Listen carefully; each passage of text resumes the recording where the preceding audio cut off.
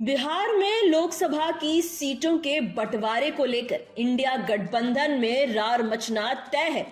लोकसभा की 1 दर्जन से ज्यादा सीटों पर वर्तमान सांसद के अलावा उनके घटक दलों के दूसरे तीसरे उम्मीदवार भी तैयारी में जुटे हुए हैं।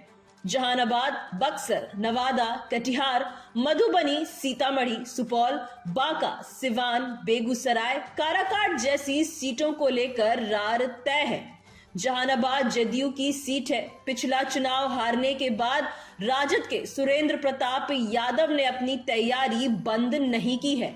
यहाँ राजद के 3 घटक भाजपा, लोजपा रामविलास और रालोजद के नाम पर भी उम्मीदवार भ्रमण कर रहे हैं।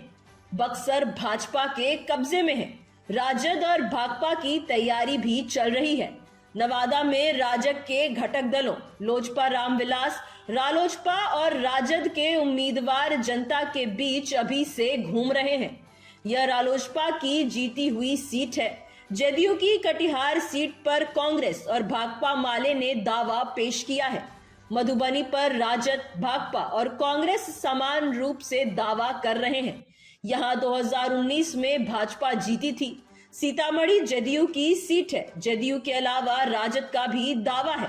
राजद के भाजपा के साथ रालोजद की सक्रियता बढ़ी हुई है। सुपौल में जदयू के भीतर ही संघर्ष है।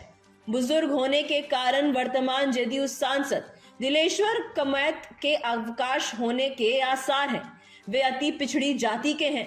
मांग हो रही है कि इस बार किसी यादव उम्मीदवार को अवसर दिया जाए।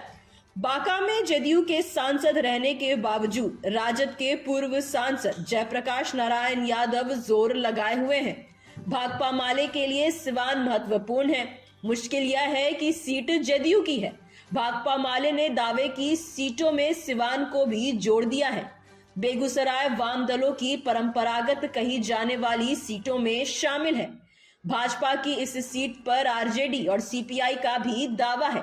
जदयू की काराकाट सीट पर भी सहयोगी दलों की नजर बनी हुई है। भाकपा माले इस सीट से लड़ना चाहती है।